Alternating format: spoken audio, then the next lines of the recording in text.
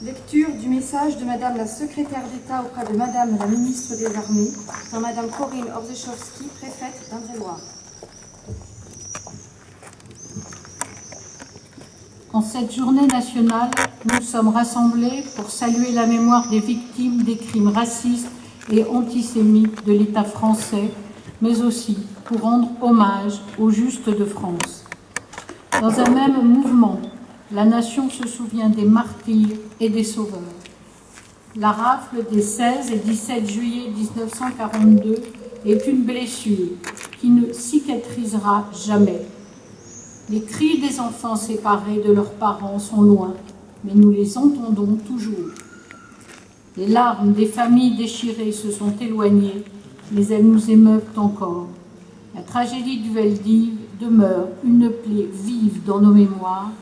Assurément, elle est une blessure à l'âme de la France. La réalité est là, implacable et douloureuse. Ce jour-là, 13 152 hommes, femmes, enfants ont été raflés. Pourquoi? Parce qu'ils étaient juifs. Où? Dans les rues de Paris et de sa banlieue. Par qui? Par des Français, sous l'autorité du gouvernement de Vichy, auxiliaires zélés de l'occupant. Ces crimes abjects sont indélébiles.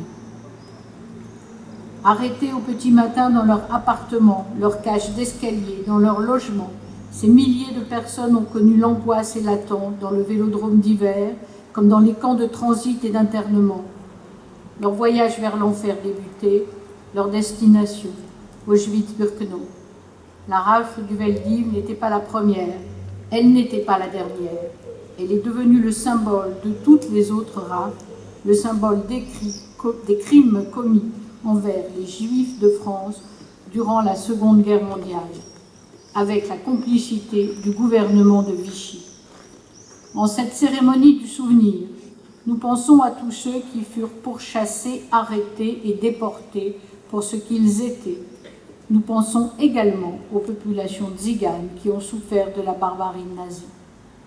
Depuis 1995, notre pays regarde son histoire avec clarté et vérité et par-delà les alternances politiques, maintient le message de Jacques Chirac.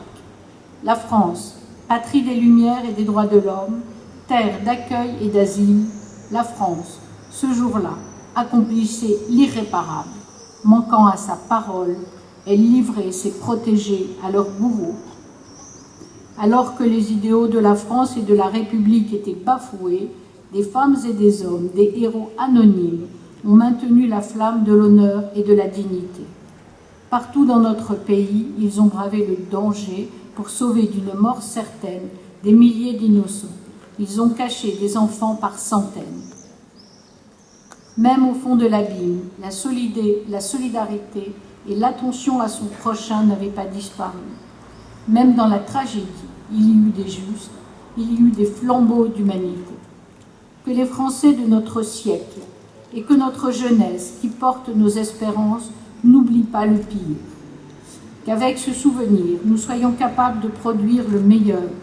La fraternité, la tolérance et la dignité humaine n'ont pas de prix. C'est un combat qu'il faut mener sans cesse contre l'ignorance, le racisme, l'antisémitisme et le négationnisme.